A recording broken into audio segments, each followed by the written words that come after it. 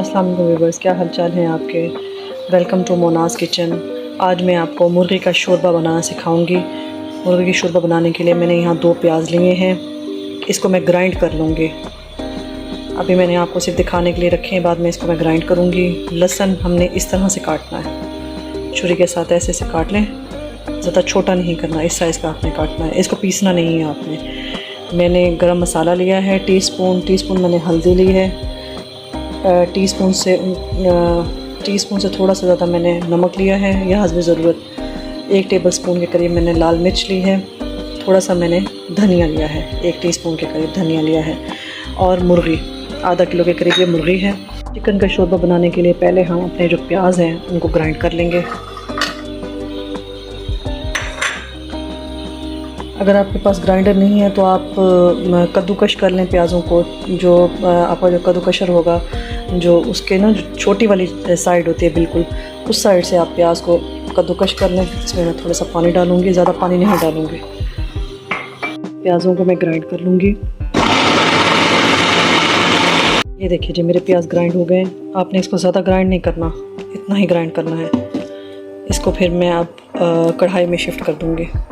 ये देखिए जी, मैंने अपने ग्राइंड किए हुए प्याज कढ़ाई में डाल दिए हैं। अच्छा, आपने इस टाइम इसमें ना ऑयल नहीं डालना, आपने इसे चूल्हे पे चढ़ा देना है। जब तक इसका पानी खुश्क ना हो जाए उस टाइम तक आपने इसके अंदर ऑयल नहीं डालना, ठीक है।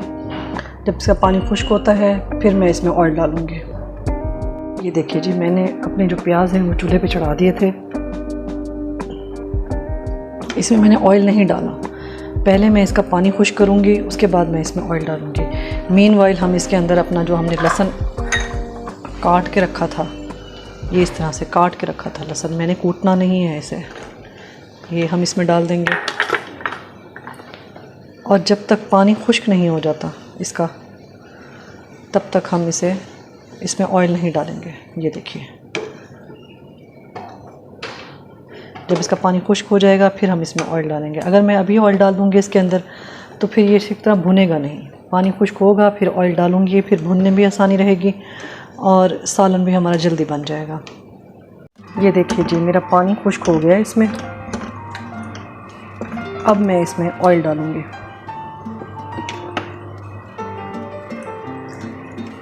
ये देखिए, ऑयल डाल के मैं प्याज़ों को भूनूंगी। प्याज़ों का पहले पानी खुश्क करना है आपने, उसमें आपने लहसुन डाल देना है जो हमने इस तरह से काट के डाला था। जब पानी खुश्क हो जाए प्याज़ों का, फिर आपने इसके अंदर ऑयल डालना है। मैंने आधा कप के करीब ऑयल डाला है, आपको ज़्यादा पसंद है तो आप ज़्यादा डालें। अब मैं प्याज़ों को कलर चेंज होने तक भूनूंगी। जब इनका कलर लाइट ब्राउन हो जाएगा फिर मैं इसमें मसाले डालूँगी।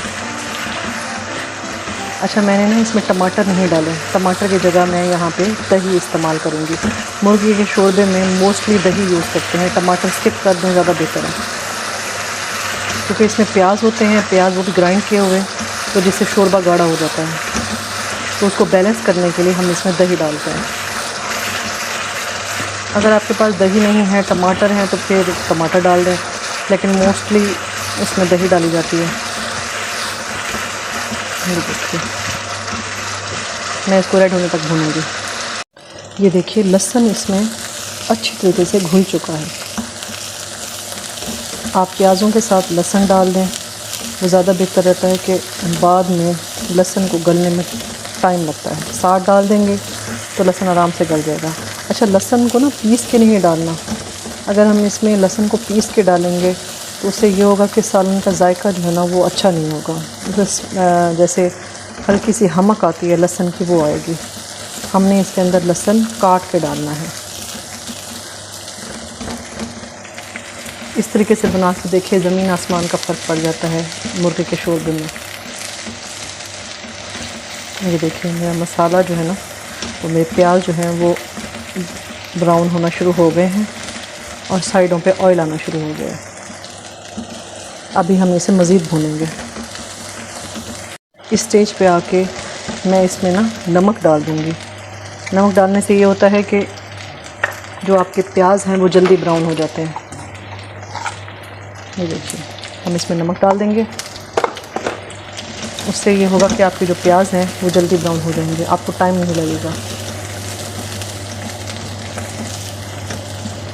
ये आपके सामने है।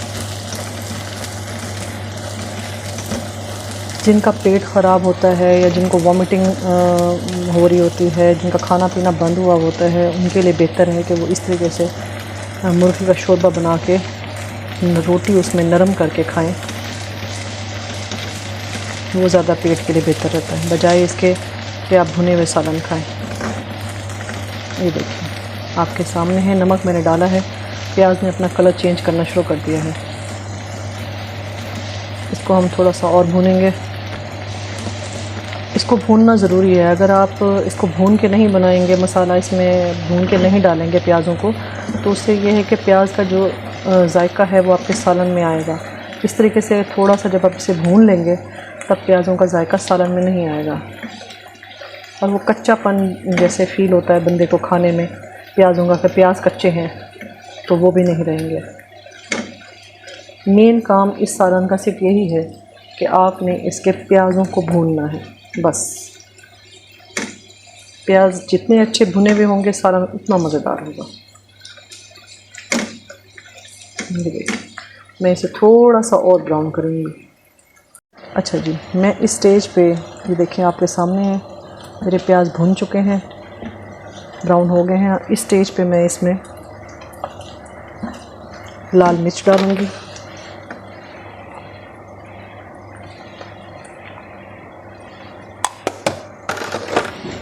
ये आपके सामने है। इसमें धनिया, सूखा धनिया, हल्दी और गरम मसाला, ये देखिए। इसमें हम थोड़ा सा पानी डाल देंगे ताकि हमारा मसाला जले नहीं, बस, ज़्यादा नहीं, इतना। आपको ऑयल कम लग रहा है तो थोड़ा सा और डाल दीजिए, मेरे लिए इतना काफ़ी है। ये देखिए मसाला डाल के हम इसे भून लेंगे, थोड़ा थोड़ा पानी डालते जाएंगे और मसाला भूनते जाएंगे। जब हमारा मसाला भून जाएगा फिर हम इसमें अपनी चिकन ऐड करेंगे। हमारा मसाला भून चुका है, अब हम चूल्हे की आंच कम करेंगे।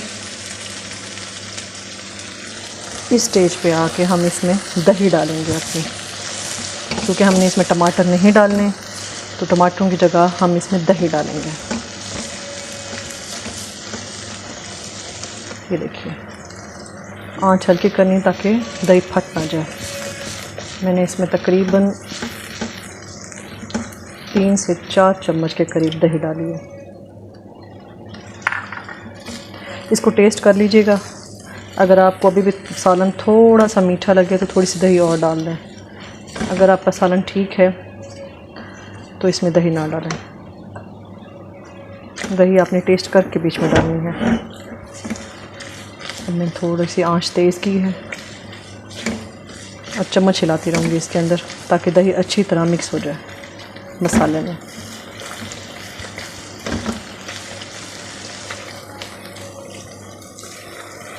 निहायत आसान तरीका है, इस तरीके से बनाएं। बस थोड़ा सा टाइम आपको लगता है प्याज़ों को ब्राउन होने के लिए।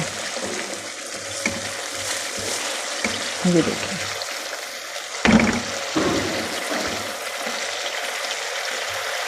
ये देखिए ऑयल कढ़ाई के ऊपर साइडों पे आ गया है, इसे हम थोड़ा सा और भून देंगे। हमारा मसाला जो है वो भून चुका है। इस स्टेज पे आके हम इसमें अपनी मुर्गी डालेंगे। अच्छा, मुर्गी आपने बोनलेस नहीं लेनी,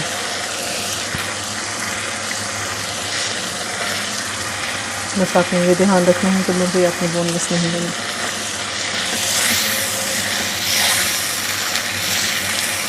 इसमें मुर्गी डाल दी है, अब हमने इसे 10 से 15 मिनट तक भूनेंगे।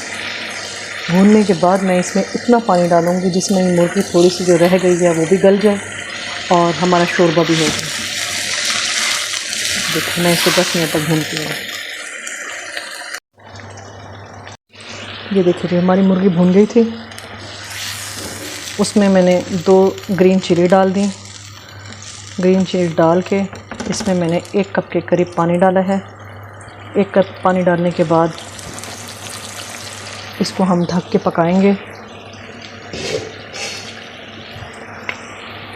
और जब तक मुर्गी गल नहीं जाती तब तक हम इसे हल्की आंच पे पकाएंगे। मैं आंच हल्की कर लेती हूँ चूल्हे की। ये देखिए, हम इसे 10 से 15 मिनट तक हल्की आंच पे पकाएंगे ताकि मुर्गी भी हमारी गल जाए और हमारा अच्छा सा बेहतरीन सा शोरबा भी तैयार हो जाए। ये देखिए जी, हमारा शोरबे वाला सालन तैयार है। थोड़ा सा हम शोरबा इसमें पतला ही रखेंगे ताकि आराम से रोटी जो है ना नरम करके खा सकें। यूँ आपको मेरी वीडियो पसंद आई होगी। अगर आपको मेरी वीडियो पसंद आई हो तो प्लीज़ लाइक करें, शेयर करें, सब्सक्राइब करें मेरे चैनल को। शुक्रिया।